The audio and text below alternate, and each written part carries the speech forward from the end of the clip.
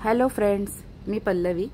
मी गेले तुम्हा आम्हा सगळ्यांच्याच आवडीच्या ठिकाणी, ते म्हणजे गोवा येथे, तेही माझ्या वाढदिवसानिमित्त. बरं का? चला बघूया. सगळ्यात आधी आम्ही व्हिजिट केले ते म्हणजे बॅसिलिका ऑफ बॉम जीजस या चर्चला. या चर्चबद्दल सांगायचे म्हणजे हे एक रोमन कॅथलिक चर्च आहे जे वर्ल्ड हेरिटेज साईट म्हणून ओळखले जाते.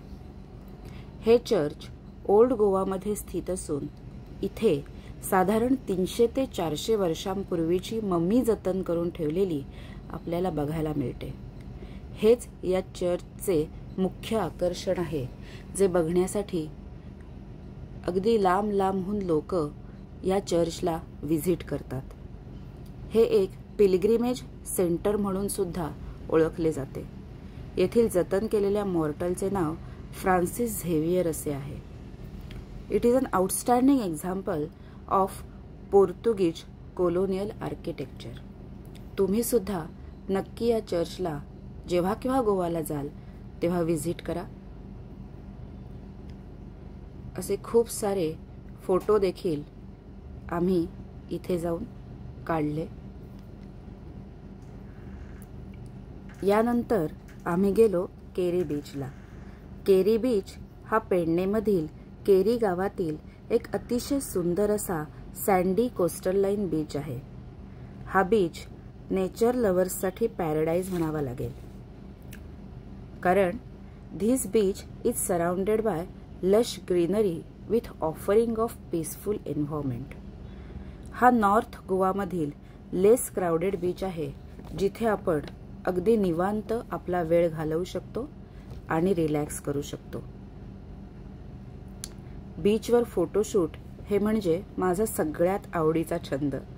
खूप सुंदर संध्याकाळ आणि सनसेट मी इथे अनुभवला. सन, सँड अँड सी असं आपण म्हणतो, अगदी तसंच मी इथे जाऊन अनुभवलं. अत्यंत सुंदर, रम्य आणि शांत, निवांत अशी संध्याकाळ मला अनुभवायला मिळाली.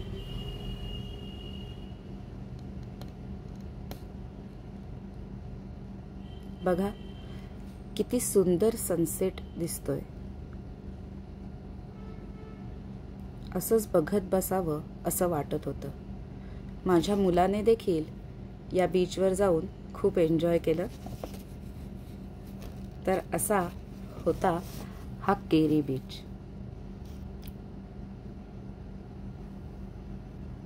माझा सगळ्यात आवडता बीच. अथांग सागर आणि त्यातून उसळणाऱ्या लाटा आणि सोबतीला मावळतीचा सूर्य, यापेक्षा अजून दुसरी बर्थडे ट्रीट काय असू शकते.